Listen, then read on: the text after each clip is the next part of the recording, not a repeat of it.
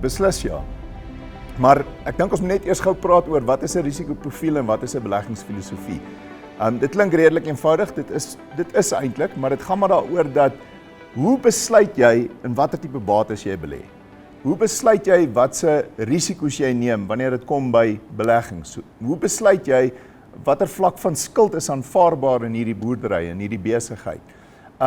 Voorbeelde wat ek aan kan dink is as 'n familieboerdery reeds baie grond het, mag die stigter van daai familiegrond het dalk sê, maar hoorie, as ons nou ander beleggings gaan wil maak, kom ons bly weg van eiendomsbeleggings. Kom ons gaan kies ander bates om in te belê, om te sorg dat hierdie besigheid gediversifiseer kan wees. En dis baie belangrik om te verstaan dat wanneer ons as beleggingsadviseurs kyk na risikoprofiele, kyk ons baie keer in 'n ouderdom. Julle het dit seker al gehoor. Jy weet, hoe jonger jy is, hoe meer risiko's kan jy vat, hoe meer aggressief kan jy belê, maar soos jy ouer raak, moet jy meer konservatief belê.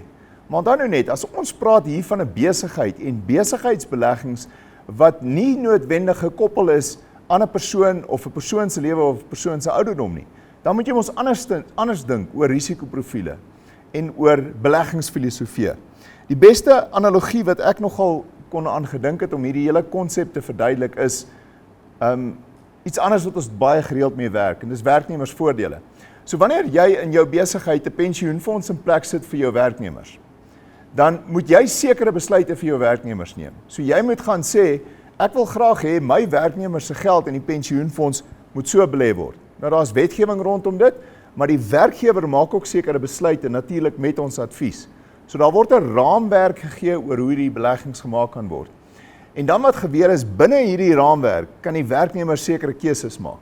So hulle het 'n bietjie vryheid van keuse, maar solank hulle bly in die raamwerk. En dis presies hoe ek sien die familiegrondwet 'n besigheid of 'n boerdery kan help om beleggingsbesluite te maak. Jy skep 'n raamwerk. Jy sê hierdie is die raamwerk van hoe ons beleggings doen in hierdie besigheid, in hierdie familie.